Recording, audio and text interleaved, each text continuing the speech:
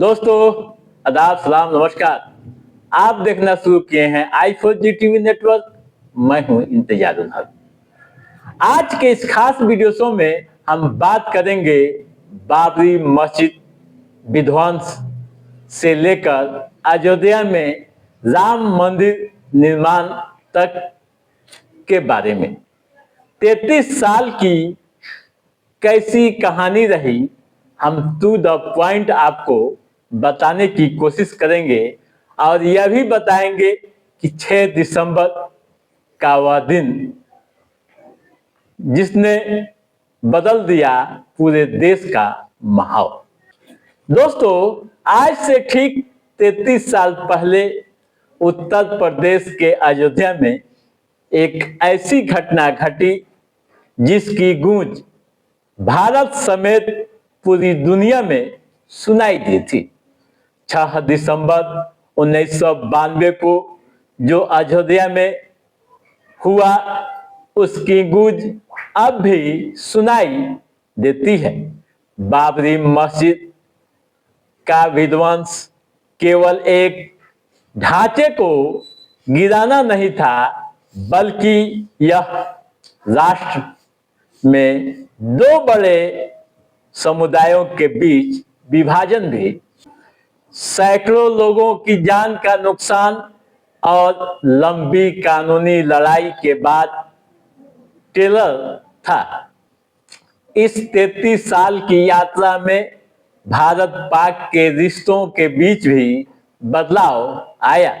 देश भर में सांप्रदायिकता की आग लगी और आखिरकार 23 जनवरी 2024 को भव्य राम मंदिर का निर्माण पूरा हो गया।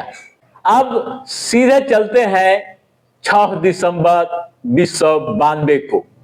इस दिन सुबह करीब 10:30 बजे अयोध्या में लाखों कार सेवकों की भीड़ जमा हुई थी। विश्व हिंदू परिषद के दिग्गज नेता अशोक सिंघल, बीजेपी के वरिष्ठ नेता लाल कृष्ण आडवाणी व मुरली मनोहर जोशी सहित बड़ी संख्या में कार्यकर्ताओं का हजूम जमा हुआ था। थोड़ी देर में भीड़ काबू से बाहर हो गई और जय श्री राम के नारे लगने लगे। हजारों की संख्या में भीड़ बाबरी मस्जिद की ओर बढ़ने लगी। धीरे धीरे बेकाबू भीड़ मस्जिद की संरचनाओं को तोड़ने लगी और आखिर जो हुआ वह अकल्पनीय था, यानी सोच से बाहर था। 460 साल पुरानी मस्जिद को महज 5 घंटे के अंदर तोड़ दिया गया। पूरी तरह से मस्जिद तबाह हो गई। सबसे खास बात यह जो बाद में सामने आई वह यह रही कि उत्तर प्रदेश के तत्कालीन मुख्यमंत्री कल्याण सिंह ने सुरक्षा कर्मियों को गोली नहीं चलाने का आदेश दिया था। बाद में माना भी गया कि भीड़ के अनियंत्रित होने की मुख्य वजह यह भी एक थी। इस पूरी घटना को भले ही महज 5 घंटे के अंदर अंजाम तो दे दिया गया, लेकिन आवेग का रिजल्ट नहीं था। इस आंदोलन को चरम पर पहुंचाने में कई राजनीतिक दलों की भूमिका रही।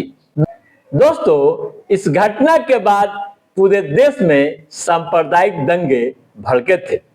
6 दिसंबर 1992 को अयोध्या में बाबरी मस्जिद गिराए जाने के बाद देश भर में दंगे हुए थे। सबसे ज्यादा प्रभावित हुआ था तो वह देश की आर्थिक राजधानी कहे जाने वाला शहर मुंबई।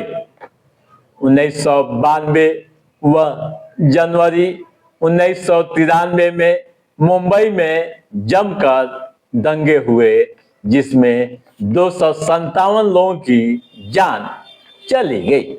अलग अलग इलाकों में भी हिंदू मुस्लिम समुदाय के लोगों के बीच संघर्ष जारी रहा। मुंबई में हुए दंगों की जांच के लिए न्यायमूर्ति बी.एस. श्री कृष्णा की अध्यक्षता में जांच समिति बनाई गई। इस समिति ने पाया कि इन दंगों में 900 से अधिक लोगों की जानें गई है और 2000 से अधिक लोग घायल भी हुए। उस समय जो दंगे हुए उसकी यादें आज भी मुंबई वासियों को सताती है। अयोध्या में गिराए गए विवादित ढांचे के लिए रिटायर्ड जज मनमोहन सिंह लिब्राहन आयोग का गठन किया गया। इस आयोग को 3 महीने में जांच पूरी कर रिपोर्ट सौंपनी थी। हालांकि यह जांच 17 सालों तक चली। इस दौरान आयोग का कार्यकाल 1 बार नहीं, 2 बार नहीं, बल्कि 48 बार बदला गया। इस पर करीब 8 करोड़ रुपए खर्च हुए।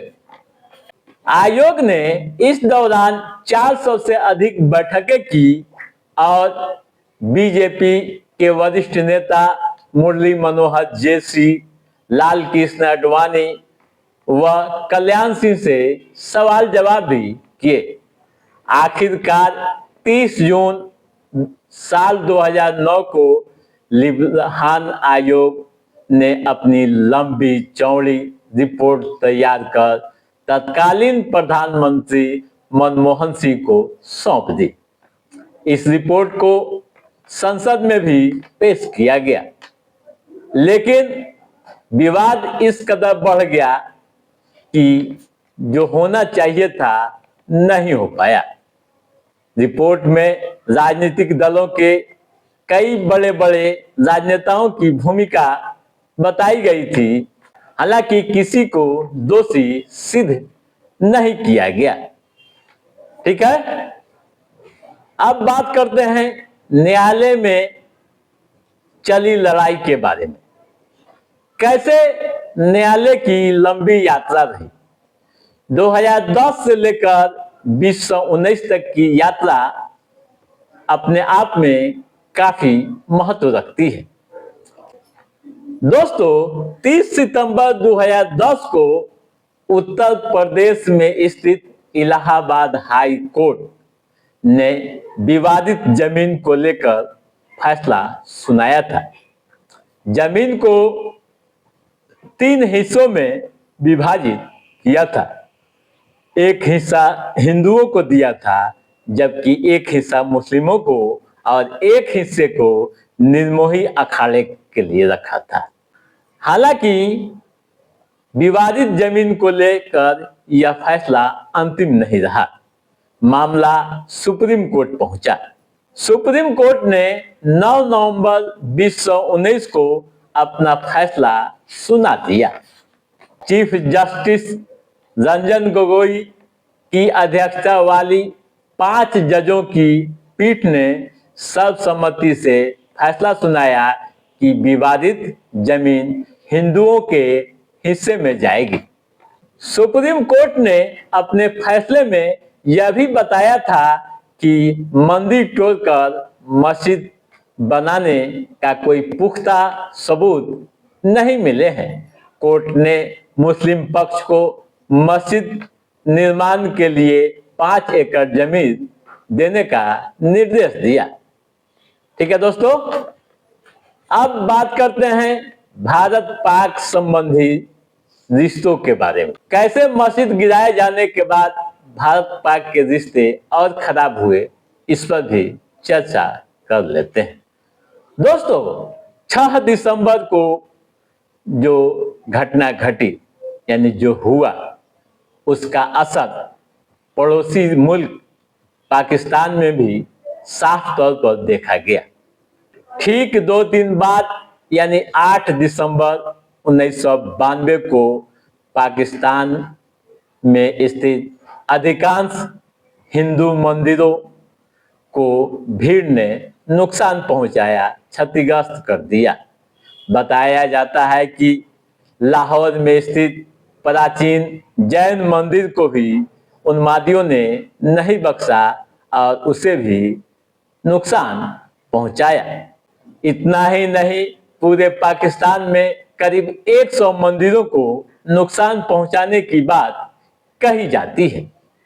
दोस्तों, 1947 में भारत से अलग हुआ पाकिस्तान में लंबे समय से हिंदू मुस्लिम संघर्ष चल रहे थे, लेकिन 6 दिसंबर के बाद जो हुआ वह कहीं से ठीक नहीं हुआ।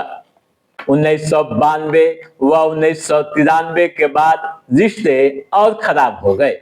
हालांकि 2019 में करतारपुर कॉरिडोर का उद्घाटन किया गया, जो एक सकारात्मक पहल था, लेकिन बाबरी विध्वंस का पूर्वाग्रह समाप्त नहीं हो सका है।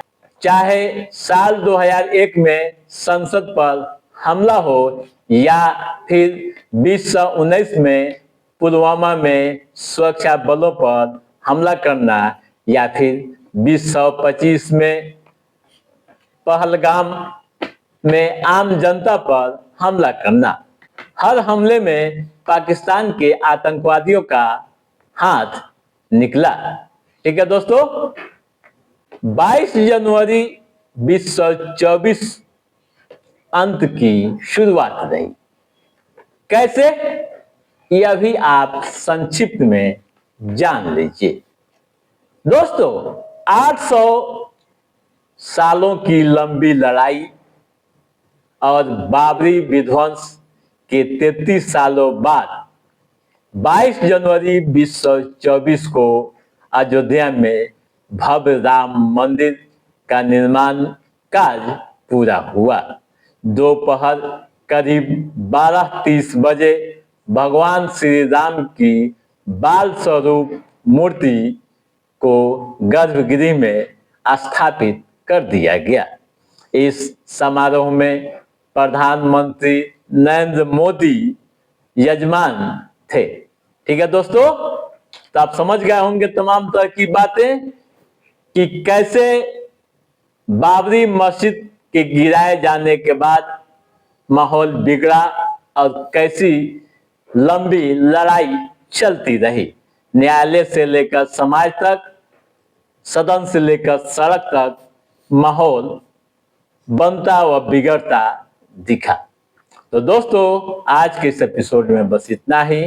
कैसा था हमारा ये एपिसोड, आप लाइक और कमेंट करके हमें जरूर बताइएगा। यदि आपने हमारे चैनल को सब्सक्राइब नहीं किया है तो सब्सक्राइब भी कीजिएगा, ताकि इस तरह की महत्वपूर्ण जानकारियों से संबंधित जो भी अप टू डेट है उससे हम समय समय पर आपके भी पहुंचाते रहेंगे।